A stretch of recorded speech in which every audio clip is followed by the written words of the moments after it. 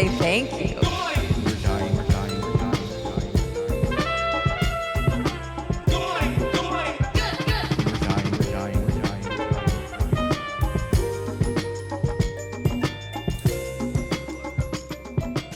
is now like going to get sold to other companies that have nothing to do with crypto. So, that's the type of thing that like My Pillow would buy, That makes me happy. This guy deserved it. All right. Well, hey, we are back. This is episode 4. You have likely already seen the first 3. It's been a while since we've actually recorded. Mm-hmm. So we've probably got a lot to catch up on. Yeah. Yeah. We have so much to catch up on. Yeah. I hear you had some exciting Discord online recently. I got in a feud with a small business, which, yes, a 1-star review may have been a bit extreme, but it was wordless. It was just a vague, and then this dude went off on me. And then I went and read his other replies to other reviews. So wait. So what was it? Wait, you said lawn service, right? Mm-hmm. So you guys obviously needed some work on your lawn. Yeah. And do you have any friends, or like were you referred to this company, or did you just find them? Just found them. You just found them online. And so did they actually perform the service, or was this just like all like in the interview process? This was in the interview. We had enough interaction where I was like, okay, I'm going to give this person. Okay. But it was like via email. And they were like, we only do business for people who buy like a full season of lawn care, which is like, that's completely up to them if that's how they want to run their business. I get it, but like put it on the website that's how like you intend. Don't act like you can a la carte it and then like bait and switch. So they obviously didn't make it clear that you could do like one service like you have to buy packages, obviously. Yeah. And they didn't make it clear that you could do that. No. They made it seem like you could just cherry pick what you wanted. And I was like, well, it's not like it would be worth it for me to buy the cheapest lawn care package, because I was reading the reviews, and every time somebody's like, you killed my lawn, they're like, well, you bought the economy package. So you had an interaction with this guy. Yeah. He yeah, we had that interaction via email, and as soon as I gave him like a 1-star review, he like... So wait, all right. What led to the 1-star review? The fact that they were not transparent on their website. But like, was there like a specific back and forth, or was it just like we talked for a little bit and I found out that like this is like a bullshit this isn't like a real company? Yeah, so it was like talking for a little bit and then reading all the other reviews and seeing him go off on people and like name call. And that cemented it. If he was like nice in his replies to customers, I probably wouldn't have left anything. But it was like the spite of him not being transparent, plus his negativity, and he never in any other reviews was he like, you know what, our bad, like reach out to us, we'll try to rectify. Like he was just never wrong. Yeah. Oh my gosh. Do you remember what like some of the reviews were?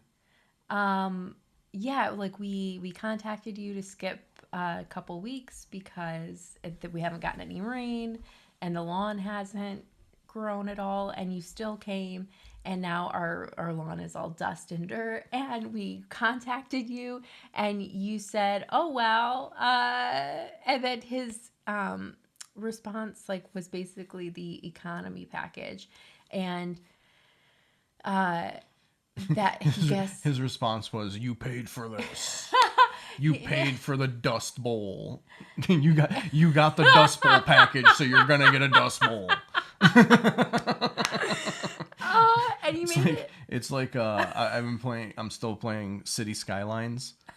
And like you can like, it's like a scenario in that game. You know, like you can start in like an impossible situation and try to bring the city back. It's like you bought the Dust Bowl package and like we're gonna bring your lawn back, but like actually it's the opposite. Yes. Like his eventual thing was like, I guess I'll eat the cost, but it's like they had a documentation of them asking multiple times for them not to do it. Yeah. And there's so many situations like that. So I edited my response. I changed my 1 star to a 2 for their prompt response via email. And then I did the little salute emoji. Which everyone always wants to see directed at them. You're either doing that ironically to a friend or you're doing it like ironically to an enemy. Like salute is never, the salute emoji is never honorable.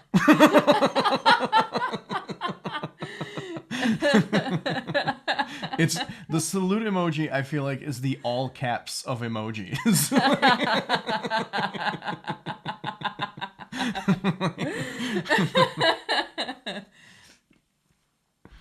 Oh, it was, yeah. So I'm like heated and like trying to send screenshots to my sister, and she's like, well, I get where you both are coming from. And I was like, no, you're my sister. You only get where I'm coming from. Oh, that's funny. So all right. So wait. So there. So you 1 star review, and then he starts like DMing you or like messaging you. Yeah. Is it like through email? Like how did he? No, like he responded to the review, which. So this is going on. So this back and forth is happening in the review. Yeah.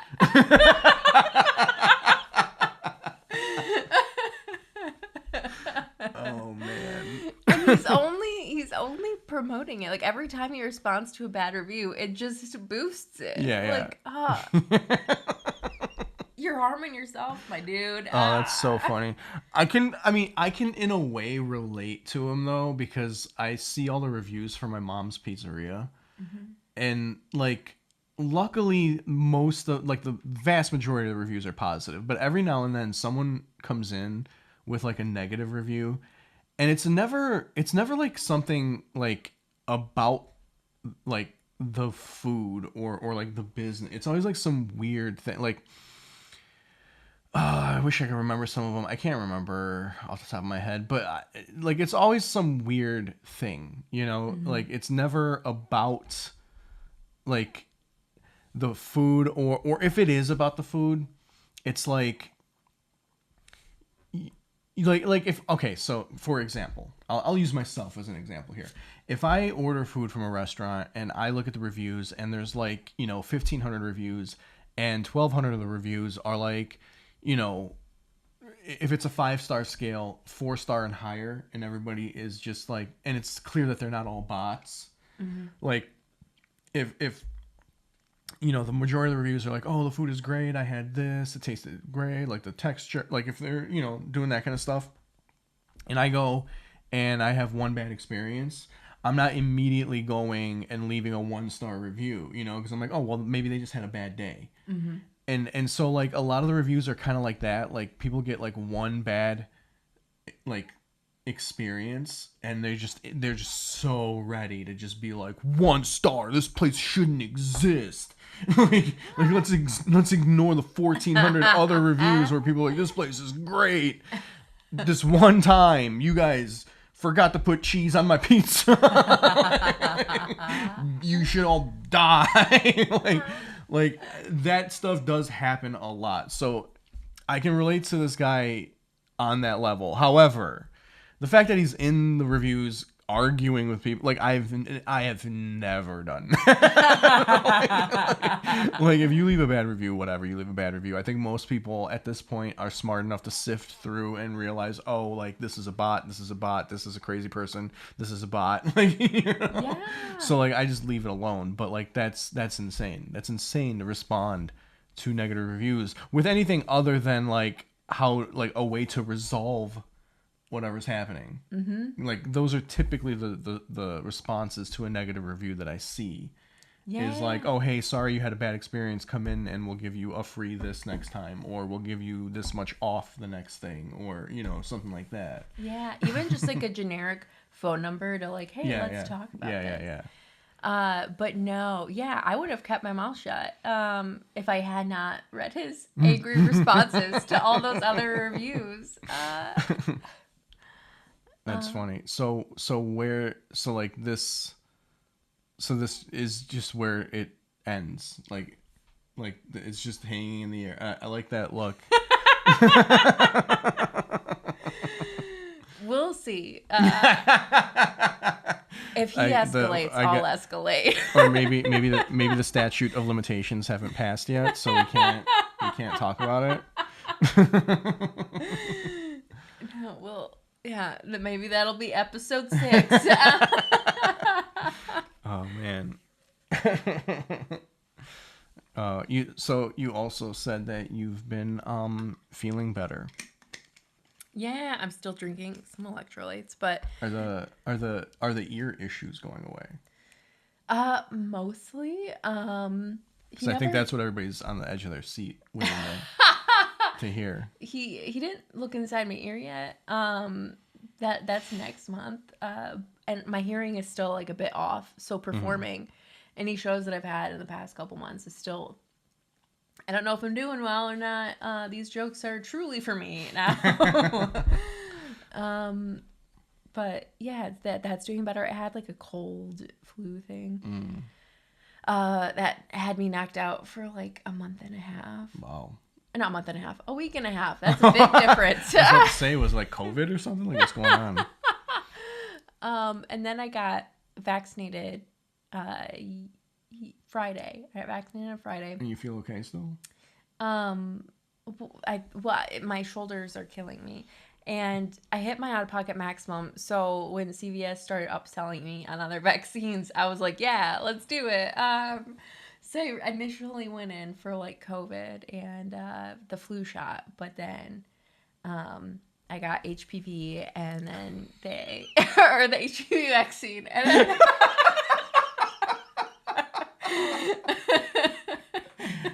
yeah, that might be a detail you don't want to gloss over.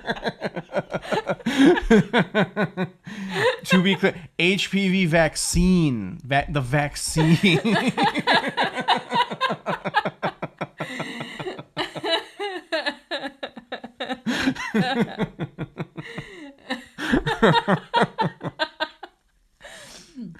Okay, so you went like someone who found like $50 in their winter coat pocket, like after putting their coat up for the summer and coming back. It's like you found money in a pocket of a coat that you put away for the season, and so like you went crazy, but like with vaccines. Yeah. Oh, it was good. Except with the HPV vaccine, my arm started shaking while she had the needle in my arm. I just see you at the doctor office or wherever, CVS. You're just like, give me them all. First round's on me. Just everybody in CVS getting vaccines on Sam.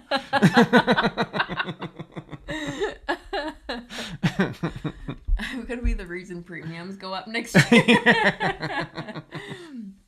You're just like, you're in the middle of every like anti-vaxxer's dartboard right now. You're just like you're the middle of the target. Well, Santiago's like, should I be worried that you're getting this vaccine? I'm like, no, this is like just extra protection. And if you're out there like flinging pipe, I want to be protected too. That's funny.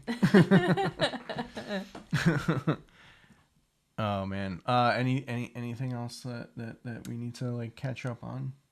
No, I had some shows that went fun. I lost 12 pounds. Oh, that's good. From being sick. And, That's still good, losing it. Yeah, it is good. I have no discipline, and this has been helping a lot. Yeah, how about you? You've been going up a lot. You've been traveling a lot. Like in the last week, I actually haven't been traveling that much. I was supposed to go to Indianapolis with Brad, but those shows got canceled, or that show got canceled. But yeah, I mean, I did something. I was in Lansing with him right before that.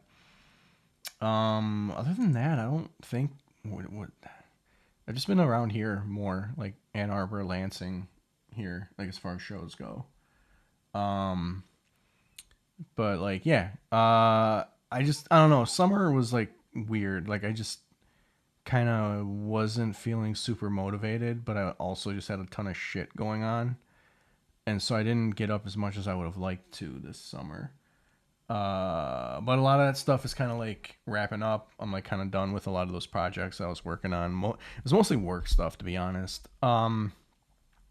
So yeah, I'm trying to get back out there, trying to get my momentum going again. I like that you're like, I haven't been going up that much, but you, in your mind, not going up that much is still more than a lot of people. How No, was New York? oh, I forgot about that. Well, that was fine. That was only 2 shows. I didn't do like a ton of shows there. That was fun. I did I did Beauty Bar. That's the show that Gary Madera runs with oh, I can't remember his name now. It was so long ago. But yeah, Gary runs it. Gary is a Michigan comic. He's one of the people that runs it, and that show has changed hands between Michigan comics. I feel like for like 50 years. Like the Michigan comics started that show, passed it on to Michigan comics, and that's happened I think like 2 or 3 times at this point, and now Gary has it. But it was a super fun show. It was great. Beauty Bar is a small room, but you know if you fill it's a super fun show, which it was that night. The only thing about that night, it there was like a monsoon in New York that night, and I was coming from what's it called, Red Hook, which is like so far away. Like it's like Red Hook. Red Hook is kind of like on the other side of the BQE in Brooklyn, which kind of like cuts it off from the rest of Brooklyn. And there's only one subway stop that's kind of close to it. Oh. And my friend that I was staying with described it as having a 1980s level of desperation. Yes. So I'm just imagining like I go to the subway stop and it's just like, you know, the Warriors. Like a gang of mimes are just gonna like mime at me or something. Like, Oh, that's the dream, Alex. yeah. Oh. So I didn't go to that stop. But that makes it like very difficult for people to just go and hang out in Red Hook because like there's not a lot of accessibility into it, but it also makes getting out of Red Hook kind of difficult too. So I had to like walk up into Carroll Gardens to get on the train. So I'm walking up into Carroll Gardens to get on the train. It's a beautiful day. It's daytime, you know, maybe a little overcast, but you know, it's fine. I get on the train. The train ride is like, I don't know, 20 minutes or so. I get to Manhattan, which is where Beauty Bar is. And everyone was telling me to not go to the stop that my friend was telling me to go at because the stop he was telling me to go at, the stop they were telling me to go to would have overshot Beauty Bar, but it would have technically put me closer. But I would have been on the train for another like 10 minutes or so. And so he was saying to get off at a different stop, which I can't remember what the stop was now. But it put me like 12 blocks away, but I didn't like overshoot it yet. So I went with that one. I got off on the stop that he told me to get off on. And so I get off the train and I'm going up the steps. And as I'm going up the steps, it is now nighttime and it is now a monsoon. Was it going down like a waterfall? It was coming down like a waterfall. And so I'm like, okay, here's what I'm gonna do. I'm gonna run up real quick, and there's probably some kind of like storefront or awning somewhere nearby. I'm just gonna run up and get under the awning real quick and call a lift. I run up the steps. I get to the top.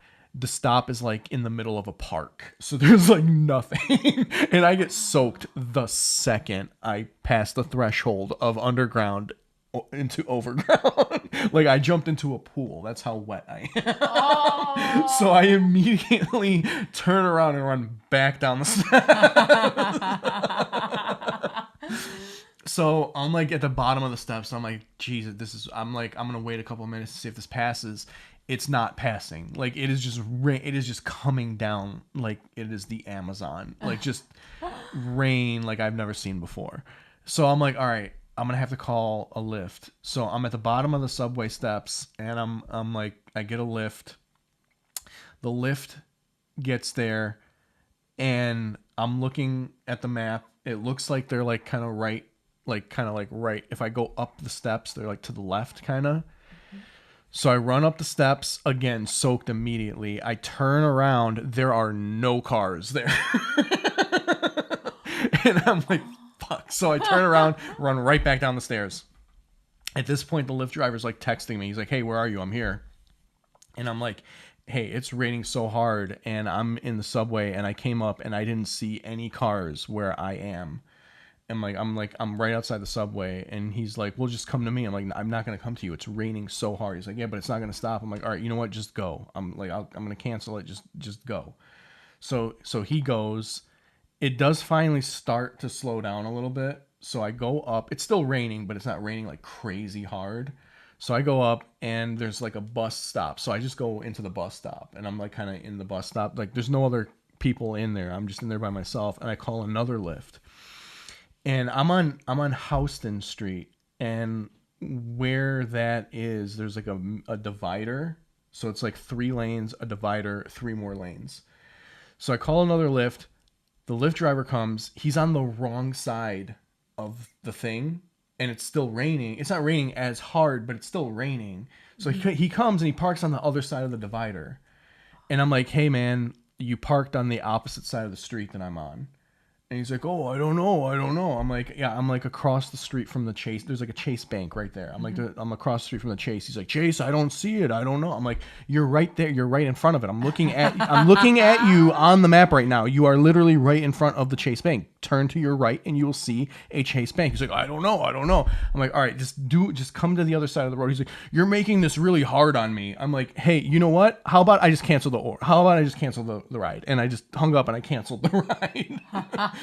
So at this point, it's like not raining crazy hard.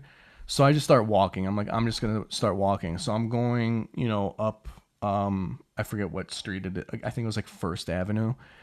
So I'm like going up First Avenue, and I got to get to like 14th, because that's where I think Beauty Bar is between like 2nd and 3rd on 14th. I think I might be wrong. Whatever. It's like in that vicinity.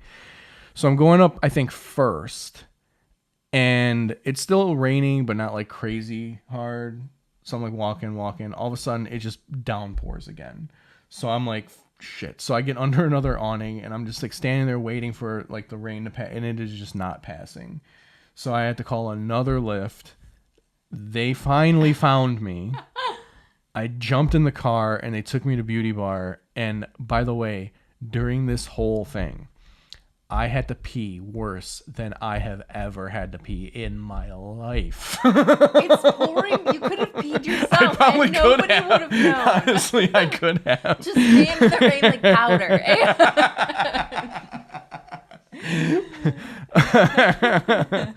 Oh man, I had to pee so bad, and so I get into this lift, and I'm just like, I'm using psychic ability I didn't even know I had to not pee. And I get to he gets me to Beauty Bar finally. I just jump out, and I just beeline it right into the bar.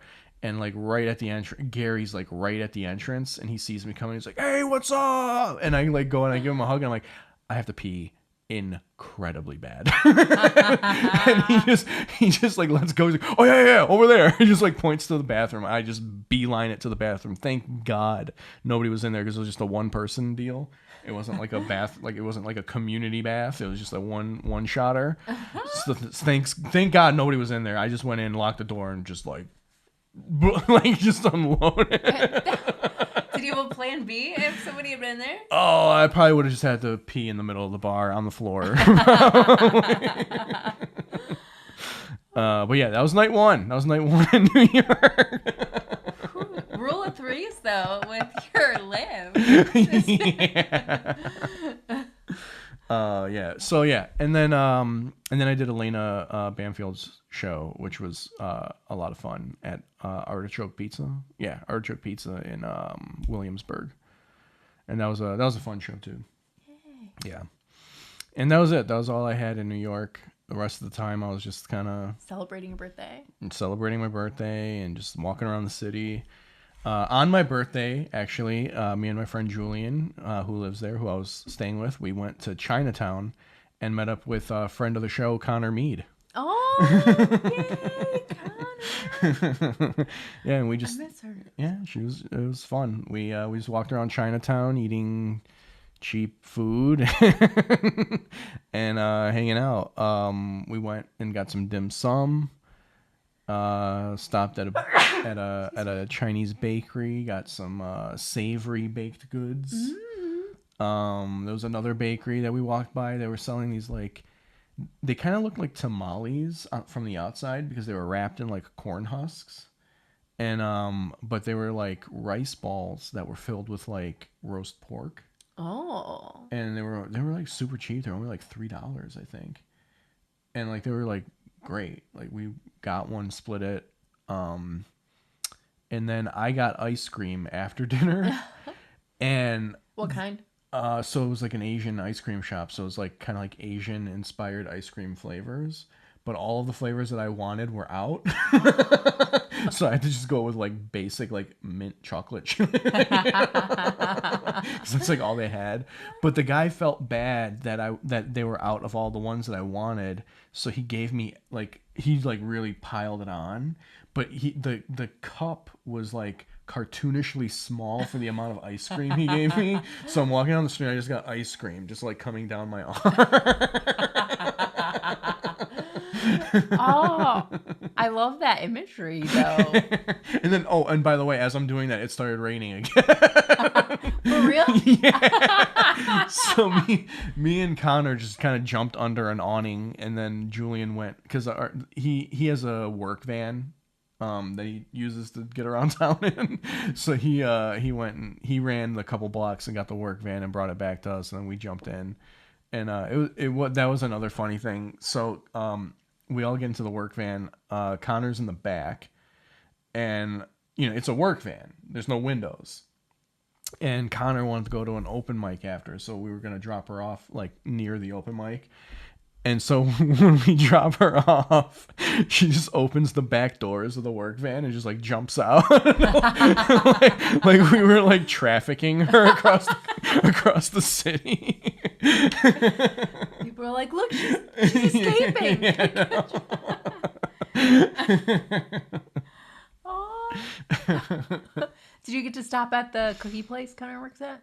No, but she did bring me a penis cookie for my birthday. Aww. So yeah, that was New York. New York was fun. I always have fun in New York. Do you want to move there ever?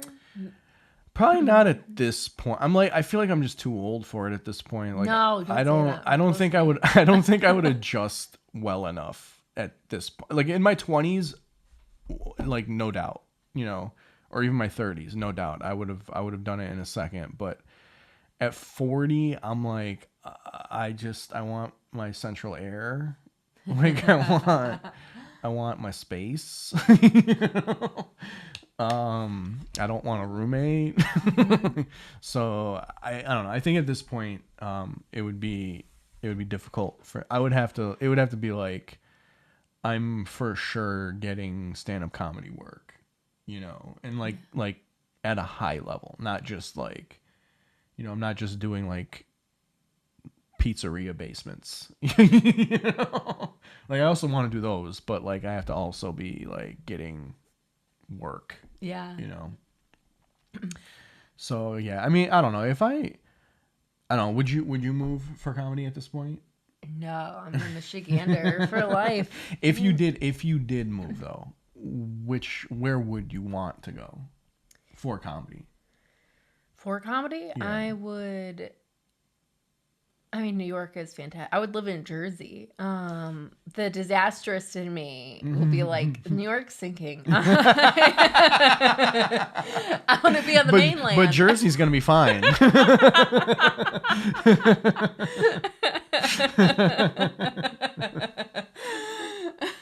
Especially the shore. Nothing's gonna happen to the shore.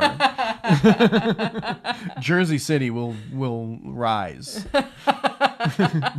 Jersey City will be the new New York. But for real, yeah.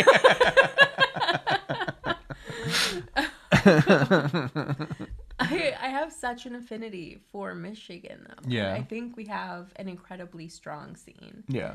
I think we have like as far as like the talent in it, I agree. I think we have a lot of like very, very talented comedians. I wish more people ran their own shows here. Yeah. Yeah, I wish more people ran their own shows. I wish more comics would. I mean, we already have like a lot of open mics, but like there's some days of the week, like Sundays. We don't have a Sunday open mic. I ran a Sunday open mic for years. I am burnt out. So if you're watching this and be like, why don't you just start one? I ran one. Yeah. No, it's time for a newer comic. Yeah. To take the torch. Yeah, it's time for some of you newbies to step in. All right, we put in our time. All right, we put in our time. It's time for you to contribute. Mm-hmm. Yeah. I want to see some more Thursday night one nighters or we need Tuesday one. We need more during the week showcases, not open mics. We need some like Tuesday, Wednesday, Thursday. You know, you book to the lineup, people are going to get like at least $20, $10-20. And, you know, maybe you have 5 regulars that show up every week or every month or whatever. You know, we need more of that kind of stuff. I think, I don't know. My feeling, I might be wrong. My feeling though, I think is that like people, like newer people might see or might approach the idea of running a show and see it as daunting because they look at successful shows and they're like, well, there's no way I can bring 30 people in here. And it's like, yeah, but like when that show started, they only had 5. And it took a long time for them to get to the point where every week or every month they had 30 people coming. Yeah. You know, so you gotta start it and then it'll grow. Yeah. Like Max in Lansing, when they first started, they had like a hard time bringing audience in. Yeah. And then like in 2019, like right before COVID, it was like standing room only every week. It was insane. It was like it was easily the best show in Michigan, and probably one of the best shows like in the Midwest. Yeah. Like I mean, it was like a smart college crowd. And there was, like you said, standing room. It was like packed. It was a punk rock venue that was like falling apart, but that is what made it cool. Yeah. And just, I don't know, what would you say, like 50, 60 people like every Monday? Yeah, minimum. It's like sometimes like way more than that. It was wild. Yeah. And they've done a good job at like rebuilding it, and they're like still working and stuff on it. Well, COVID knocked everything out. Yeah, and the business changed, so it's not like a punk rock bar anymore. Yeah. But yeah, you know, it's like you just gotta start it. You know, like I don't know. I don't want to get into like the politics of local comedy because nobody gives a shit about that. Yeah, but I mean, there's so many charming things about Michigan. Yeah, but if you did have to leave, you're saying New York or Chicago. Okay. Just with Chicago being so close and being able to take like a 6-hour train ride is decent. For a minute, like a long time ago, I was even thinking Cincinnati because it's within driving distance of so many things. Yeah. Honestly, that would probably be more of my determining factor on where I go, more so than like the scene itself. Would be like, can I get to other stuff easier? So like Cincinnati, I think would be like a good one, because especially if you just want to kind of like be in the Midwest / South kind of, it kind of like puts you in the middle of all of that stuff, and you can kind of get around pretty easily. If I were gonna leave, I think I would probably go to Denver. Ooh. Yeah. It's beautiful. Yeah. And they have direct flights to so many places. Yeah, and it's kind of like in the middle of the country. So like you could get to kind of like any side of the country fairly easily. Are you worried about NORAD being so close to there? I mean, at this point, I don't think any of that really matters. Like, NORAD's what, the weather thing? Or is it like some like spy thing? Like spy thing. Yeah, they're like tapping our phones and stuff, right? Well, like they also control like a lot of the like weapons. Right. But it's like internet stuff. Oh no, like missiles. Oh, NORAD's like strictly defense stuff. Yeah, they can control like missile launches and stuff like that. Well, I mean, if you're probably more than that too. But well, I mean, I guess the threat there would be other countries bombing in the area. I don't really see NORAD itself as a threat. Yeah, I mean, it is. Yeah. It is obviously, but like an immediate threat, I should say. It's not going to bomb itself. You know what I mean? So like, if you're worried about malfunctioning, that's probably the safest place to be, because like it's not going to, like I said, bomb itself. Yeah, I don't know if they have any. I mean, they might, but I don't know if they have any missiles there themselves. Just like it's just a control center, yeah. And then I think that there's like a bomb shelter or something. Yeah. There. Well, that's the Denver airport.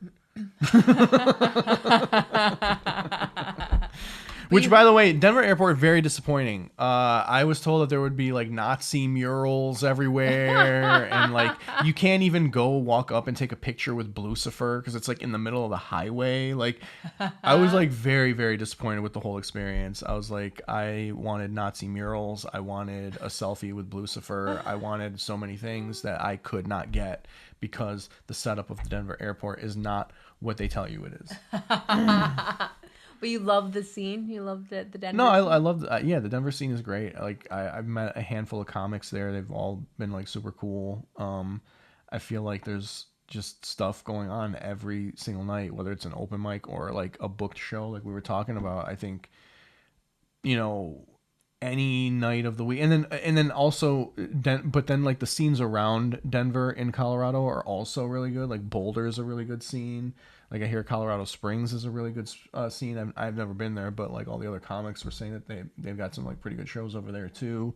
Like, the state of Colorado has like 3, maybe 4 scenes that are like really solid, and they're all like an hour or 2 away from each other.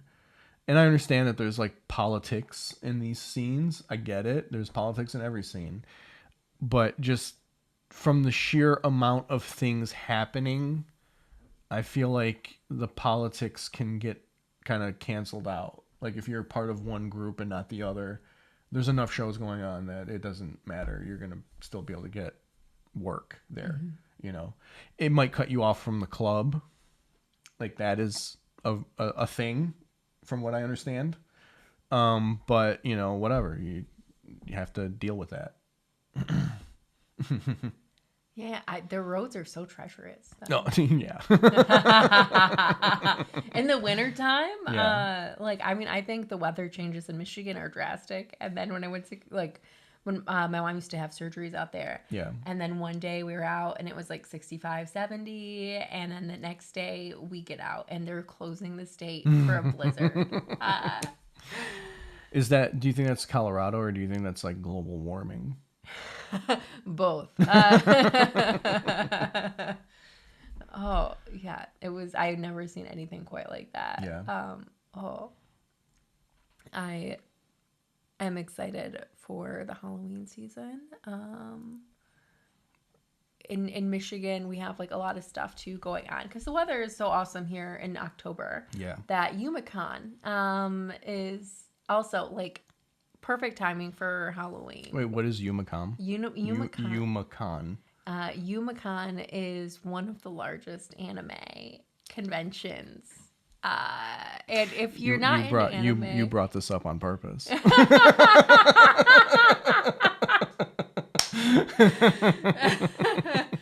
If you're not into anime, just go to downtown Detroit anyways. 'Cause, like, they will be everywhere. The cosplay. If you like costumes and people watching.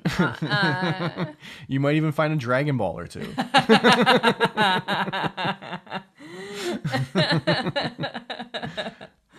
So are you actually into anime or? I like Sailor Moon. Okay. Santiago is way more into it. Okay. He likes One Piece and then he likes JoJo's. These are all things that I have recently become aware of because I myself am in the beginning throes of being sucked in. What are your go-tos? So for a long time I was just a very basic anime person. I was just Dragon Ball Z, you know, like that's what kind of pulled me in when I was young. And then like from I don't know, late 20s till now, it was just very like minimal. I really didn't watch any anime. Really the only anime in between the time that I watched that wasn't Dragon Ball Z was during lockdown I watched Ghost in a Shell. That was on Pluto TV. Are you familiar with Ghost in a Shell? That was the one that was like remade into like a live action movie. Yeah, and they were yeah. like it was whitewashed a bit. Pretty much, yeah. Yeah. I watched the anime version of it. And you know, I liked it. It was pretty good. I like that kind of vibe of anime. Like a futuristic kind of, I mean, all anime is kind of over the top, but like I like when it's like more realistic in that it's not as like fantasy based, you know, like it's not like and I know I'm saying this after I said I watched Dragon Ball Z, but like it's more of like a this is our world just in the future. So we're kind of like rethinking what society will be 50 years from now. You know, kind of like that kind of thing. So there's fantasy elements with that as far as like, oh, technology will be more advanced, so we'll have androids. You know, like that's fine, but I like when it's more rooted in Earth. You know?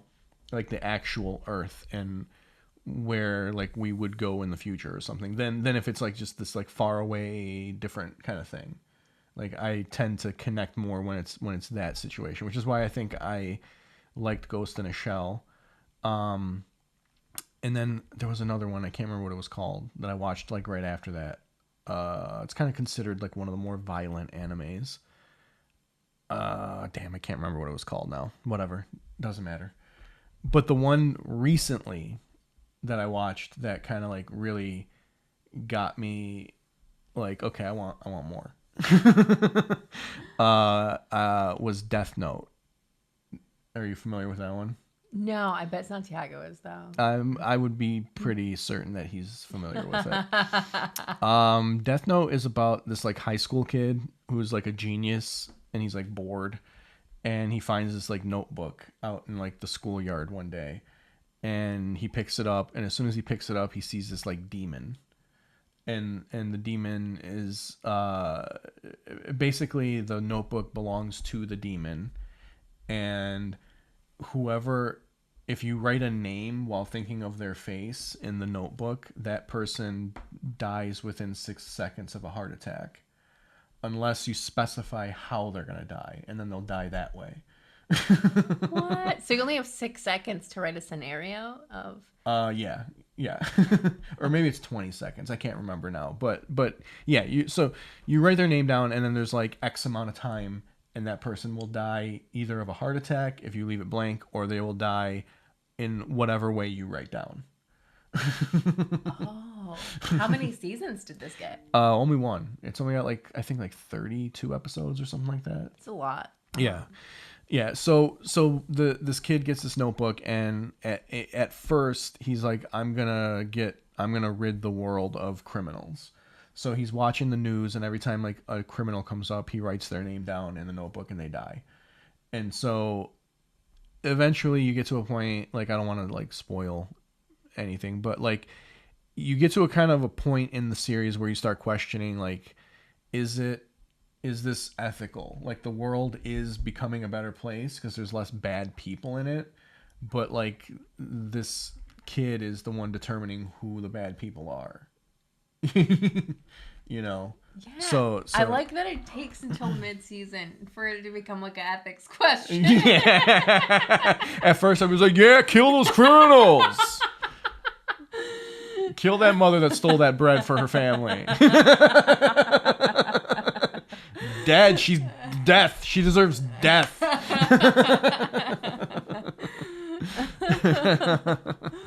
But yeah, so like that kind of like that. I don't know. I think I finished watching that maybe about a month ago, and now I'm watching another series called Monster. Monster? Yeah. What streaming service is that? That I have to watch on YouTube because it is on Netflix, but Netflix doesn't have the English dub, so I have to read subtitles, and my ADD does not allow for that. So I have to have English dubs for me to watch the anime. Otherwise, I lose like 70% of it.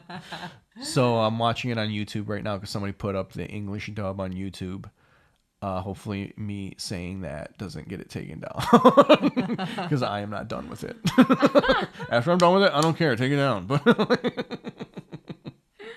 But yeah, I'm watching it on YouTube because that's where the English dub is. But yeah, this one is about a doctor who performs a surgery. He has to decide. He's working in kind of like a corrupt hospital where like they do preferential treatment to rich people, basically. Oh, so like any hospital. Yeah. So if a rich person comes in at the same time as a poor person, or even a little bit after a poor person, they make the poor person wait, and they, operate on the rich person or the powerful person. So like this doctor has to make a decision on whether he's going to operate on this kid that got shot in the head or the mayor. And he chooses the kid that got shot in the head because the kid that got shot in the head came in first. And the mayor dies, and it's like a big scandal. But they later find, I mean, it's revealed pretty early in the series, so I don't think it's like a spoiler. It's like the third episode where you find this out. But if you are worried, just skip over like, I don't know, the next probably 2 minutes. The kid is revealed later that he grows up and he's a serial killer now. So there's like I said, I'm only like 4 or 5 episodes in at this point, so I don't really know the whole scope of the series. This one is long. This one's like 70 episodes. So like I don't know the whole scope of the series at this point, obviously, because I'm only 4 episodes in. But essentially, like this doctor has to like deal with this now. That like he could have saved the mayor and had an easy life, but instead he chose to do the right thing, which was save this kid. But he ended up with a much harder life because the mayor died basically because of him. Is it the same kid that has a notebook?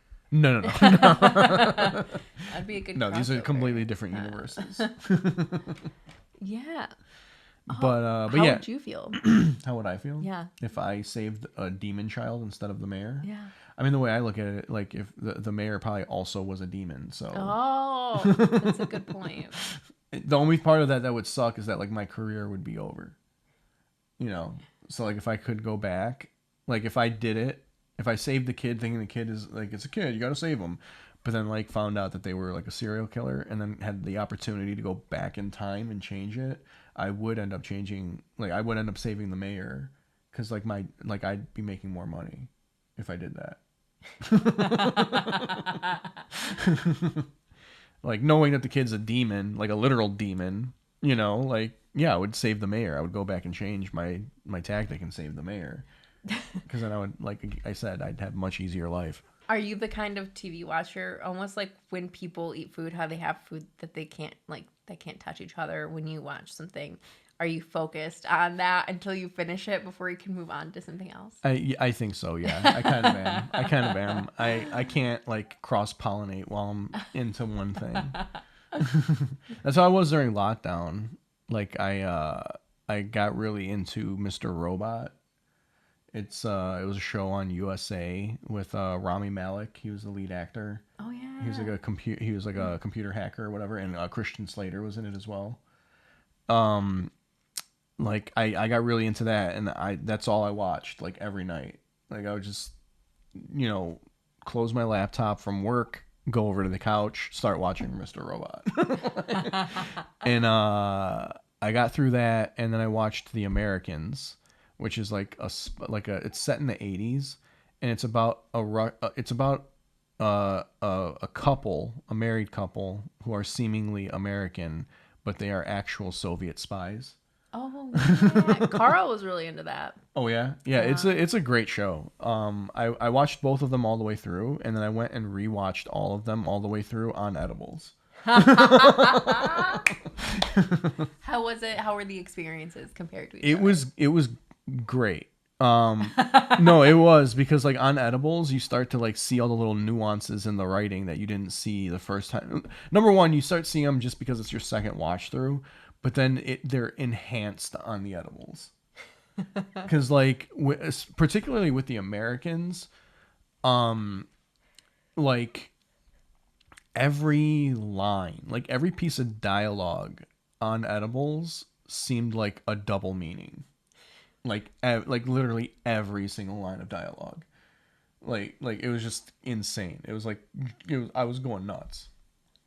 Like I'm watching, I'm like, oh my god, I didn't even know that that's what they were saying. Like they meant two things.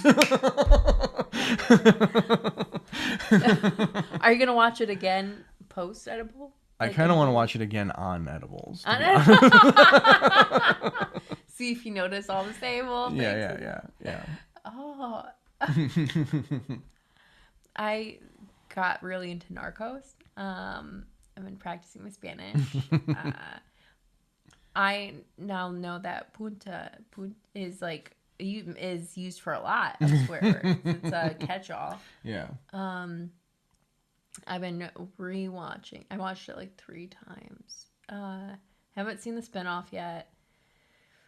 Rewatching Charmed. And it's so bad. I remember watching it in middle school and high school being like, these are such cool episodes. I want to be like this when I'm in my 20s. And then now I'm like, oh, this is the worst. Well, you not a Alyssa Milano fan anymore? They do these things like, oh, I can't touch this arrow. It's poisonous. You need to use your power to like get it out of me. And then they save this innocent that way. But then this other demon that has the same crossbow like shoots an arrow. She diverts it into like the wall of this one restroom. And then they leave knowing that anyone who touches this arrow is going to die. So I'm like, oh, it's okay to save that one guy, but not environmental services. We just... Who's gonna go in there and be like, look what I have to clean up now. So again with the arrow again.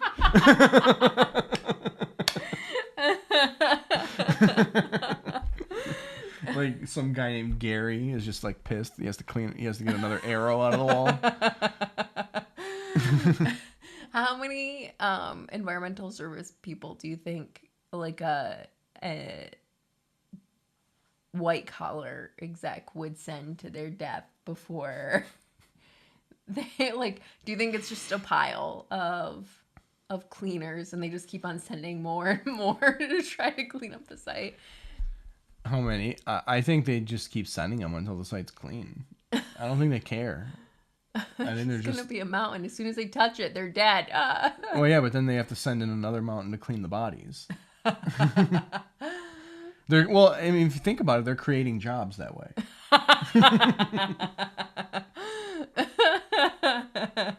Making America Great. Again.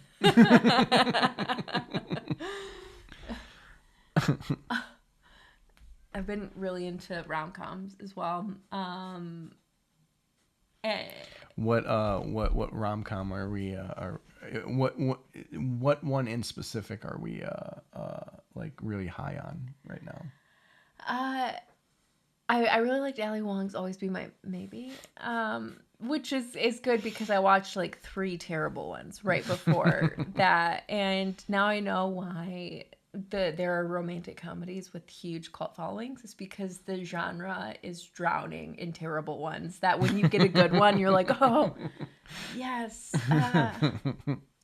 So, do you think like Hollywood should divert more resources into rom-coms? Absolutely. The writing. It's the writing that's terrible. Like the actors, you can tell, are giving it their all. They are doing all that they can to try to salvage this, but the writing is so bad. You know how they have those like TikTok channels that like take like one genre of music and use AI to turn it into another genre of music? They should do that, but with like movies. So like you could take like sci-fi and then like AI it into a rom-com. like could you imagine Alien as a rom-com? Like,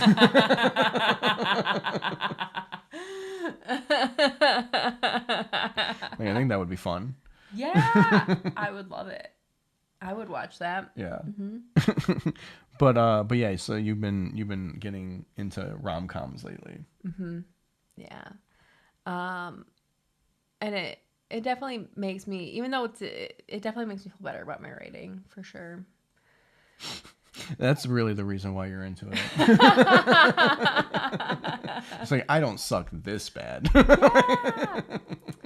And like that's also part of the reason why I keep on watching Narcos is like I was like, I don't think that these writers meant for me to take this away from this show, but like the way they wrote Pablo Escobar with his wife is like so sweet. I mean, yeah, he cheated on her a lot, but like when they're together, the chemistry is fantastic. Well, I mean, according to all the ads that I get on Facebook, acting out sexually is an ADD like crisis response, not infidelity.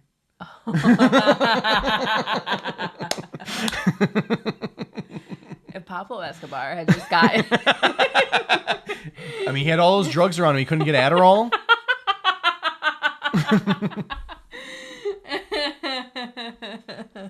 Could have saved his marriage. Yeah, it could have saved his life. Oh.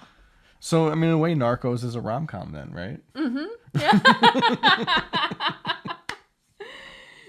Oh, it is. I love it. Thank you, writers of Narcos. Another show that I really wanted to get into, but can't because subtitles. Yeah, I did realize that. Like so that's also part of the reason why I've been watching it 3 times too. Yeah. Is like there's so many things. It's not like a show I can scroll and then I'm like, oh, I have to actually be reading. Yeah. Although I did, as I was trying to like get clips ready for our show, I don't want to write one description with my brain. So I've been like using like different AI things to write the descriptions for all the clips and stuff. And I found one where you could like load a video and it would just summarize the video for you. Oh. So maybe I'll just do that with Narcos. I think it would work. I'll just like load every episode and let the AI summarize it for me. It would really capture the essence of Pablo Escobar. And then I got into the Turning Point documentary. Wait, what is the Turning Point documentary? They're like on, there's like 3 or 4 of them on Netflix, and they just cover like I was watching one that covered the bomb, like the invention of nuclear warfare, and then how that has led to where things are today with Okay. like Russia and all that. And then they have ones that focus, there's one that like focused just on 9/11, and the other that I forgot what that one focused on, but I would just see like Turning Point, and I was like, yeah, let's pick up where we left off, not realizing that it was like giving me all of their documentaries. So it's like multi-episode. So I would think I was picking it back up, and then it would like take me to, I was like, wow, like Russia was way more involved in 9/11 than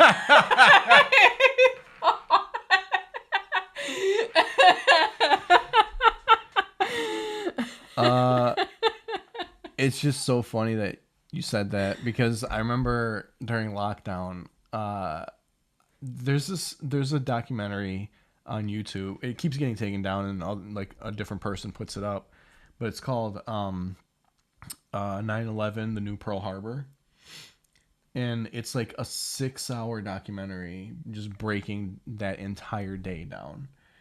And so I watched that, and it's very long and very detailed. I'm not like going into it. A lot of the stuff is kind of like crazy, but a lot of the stuff is also like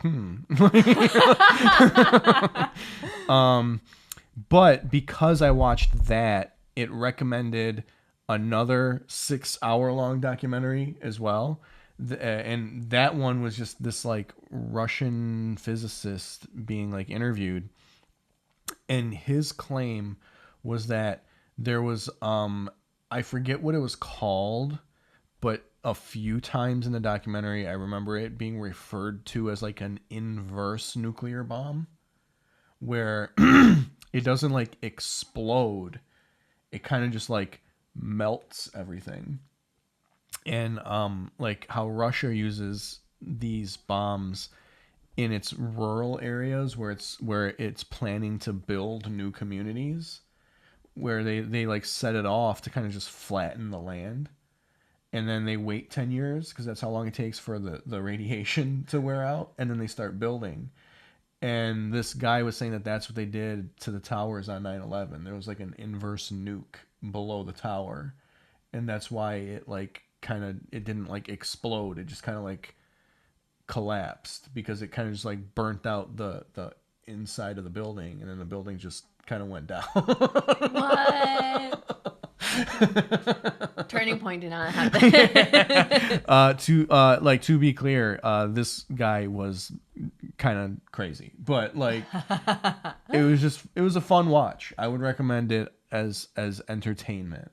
Yeah. It was, yeah. Because he broke it down in a way that was like, okay, yeah, I mean that makes sense. But like I don't think that's what happened.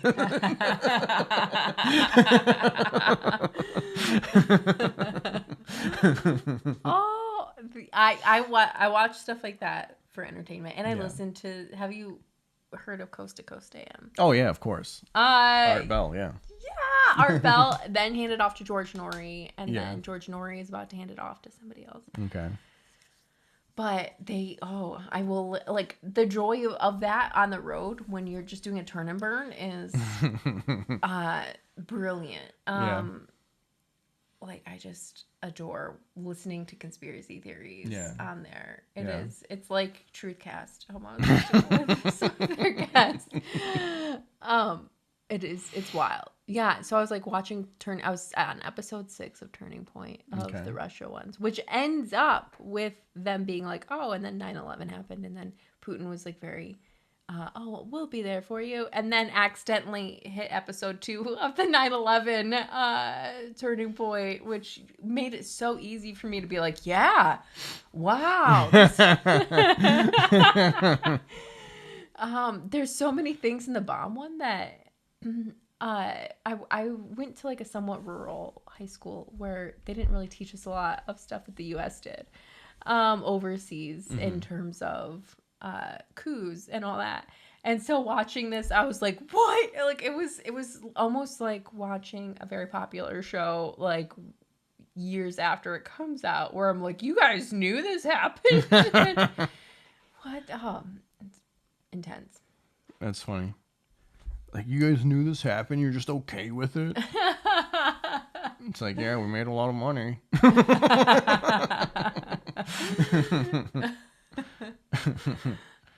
No.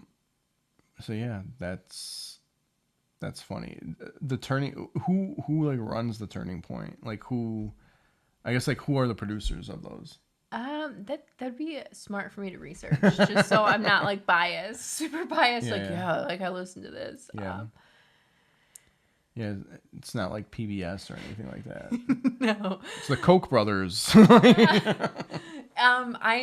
So it reminds me of when Santiago to race in Tennessee, and I had to do like a turn and burn. So I had a show in Ann Arbor that ended at 8:30, driving down to Tennessee that had to be there 8:30 in the morning.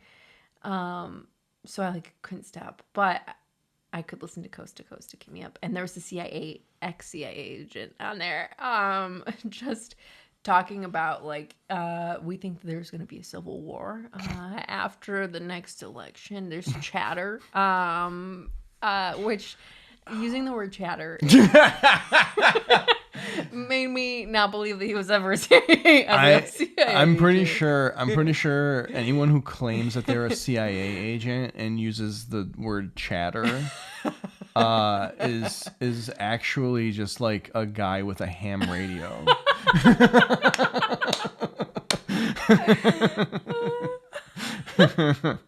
And like maybe he tuned to a station that another guy with a ham radio runs.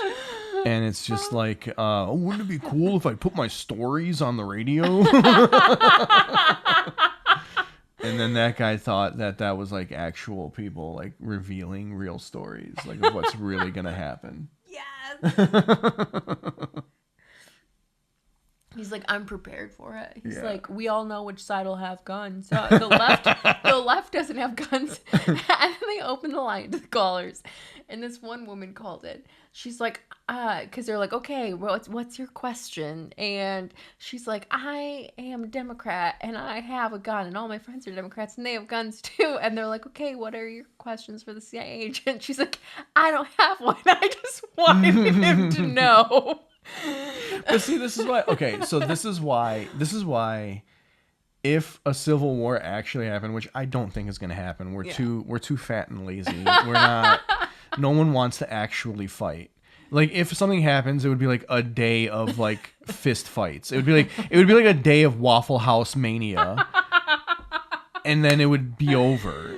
But like, this is why, like, people on the quote unquote right would get washed, because they think they know what's going on, and they're always so far away from the truth. Because like, they all are under this impression that like left-wing people don't have guns. And like, listen, I'm a left-wing person. I don't know shit about guns. I've never fired a gun. I don't know anything. But Same. hey, I have left-wing friends who know a lot about guns. Like, know a lot about guns, especially how to get them when you shouldn't really have them.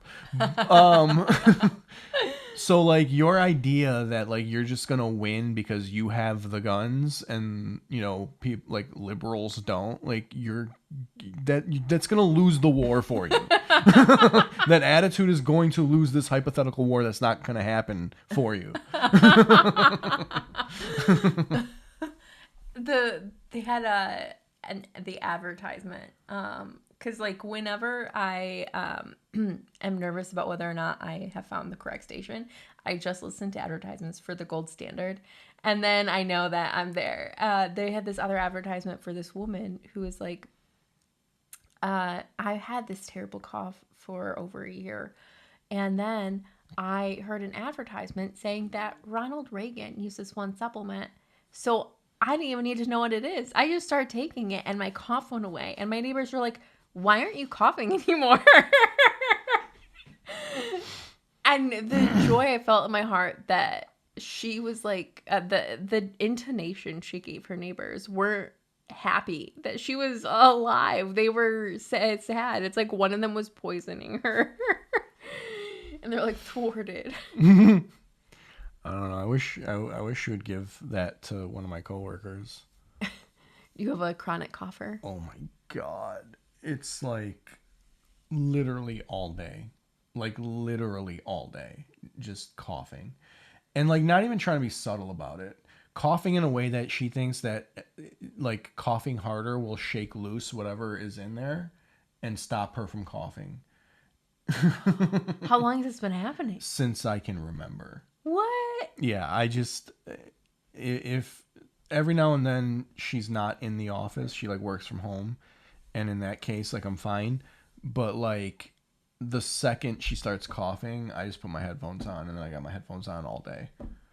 What? So for years this has been. Since she joined the team after me, so she hasn't been there the whole time, but the whole time that she's been on the team, it's just been like coughing, like just Does she have COPD?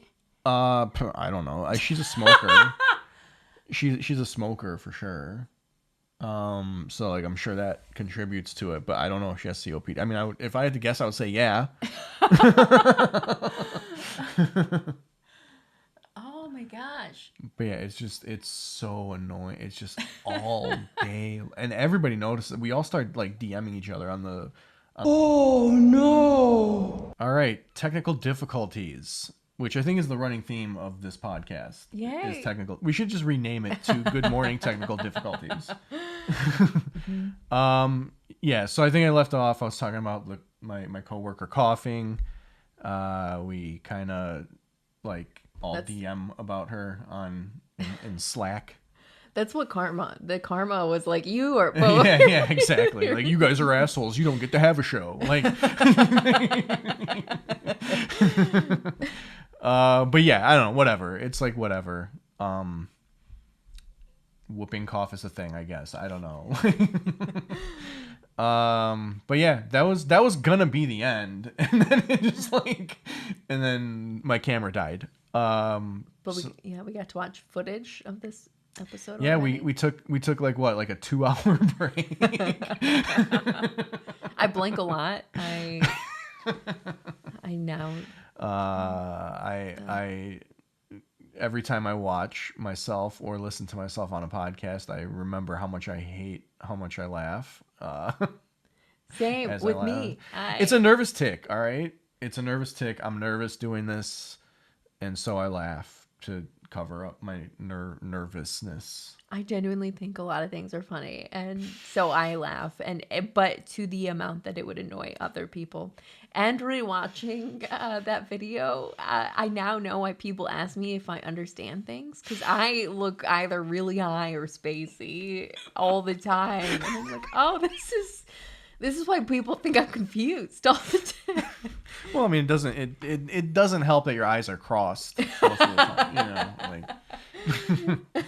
All right. Well, hey, that's we came back to wrap it up. We could have just let it die on a cliffhanger, and you guys could have been like, "What happened?" But we didn't. We came back to give it a formal ending. So, what is going on with you in the future, Sam? Like, what do you got? Anything coming up? I have Saugatuck coming up in October. I think October 26th, if that's a Saturday. It's the last Saturday in October. Nice. And then in November, the first weekend in November, I have Irish Tavern with Billy, and then Tommy Cook's Room in Ypsilanti. Oh, nice. Okay. Yeah. And I will probably mention those again on our next episode. Yeah, because these will start coming out on time. They'll probably be like a week behind when we recorded them. Mm-hmm. But they will be relatively like on time. Yeah. How about you? What do you have going on? October 7th, I think that's a Monday. I'll be at Blind Pig. It's their anniversary show. I have a tentative date on October 19th. I don't know if it's going to happen yet or not. I gotta talk to my mom. That could be a show. If I know for sure it's a show or not, I will plug it. And I think that's all I have like on the books right now. I have been very busy this summer. I haven't really been doing a lot of comedy. The fall, my goal for the fall is to get back into the swing of booking myself on stuff. So hopefully the next time we record, I'll have some more dates to share. And we didn't talk about Motor City Comedy Festival. That just happened. Yeah, it did. Yeah, that was a lot of fun. Maybe we'll talk about it on the next one. We will. Yep.